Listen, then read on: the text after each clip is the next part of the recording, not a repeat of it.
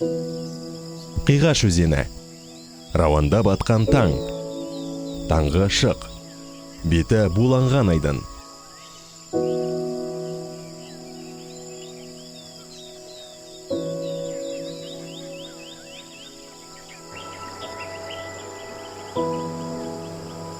Табиғаттың ғажап сыйы саналатын лотос алқабы.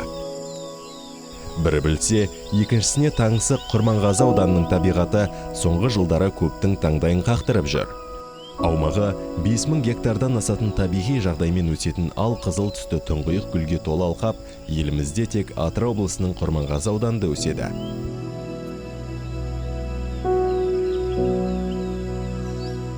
Лотостың дәл осы ал қызыл түсті түрі әлемде сирек кездеседі. Су бетінде гүлдеп тұрған қауызы жуан жұдырықтай өсімдіктің әдемілігін көзбен көрмесе, ауызбен айтып жеткізу қиын. Биіктігі 150 сантиметрге дейін жететін лотос шілде айының ортасынан тамыздың соңына дейін гүлдейді.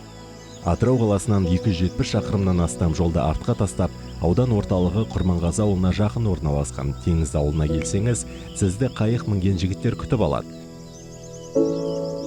Сол жердегі азаматтар келген туристерге қиғаштың тылсым табиғатын көрсетіп, лотос алқабына апарып келеді. Айдын бетін абат баққа бөлеп тұрған сұлу өсімдікті жылуға болмайды, өйткені ол сирек кездесетін өсімдіктердің тізімінде. Көп дінде тазалықтың символы есептелетін лотос өте нәзік, адамды ерекше сезімге бөлейтін хош иіскейі, емдік қасиеті бары да жасырын емес. Алайда бірнеше сағаттық жолда аптап ыстық та көп жерде кездесе бермейтін кереметті көзбен көремін деген жанға кедергі бола алмайтын анық. Мұндағы әсемдікті көрген жанның көңілі марқайып демалып қалады. Алыстан не биіктен көз салсаңыз құдды бір масаты кілем жайылып жатқандай әсер қалдырады. Су бетіндегі сұлулықта бірі әлем желі арқылы көптің назарына ұсынса, шығармашыл жандардың тағы бір тобы кенеп бетіне гүлді бейнелеп насихаттауға үлес қосуда. Батпақты жердегі табиғат сұлулығын әр жан, әр мамандық иесі қолдан келгенше көпке таныстыруда.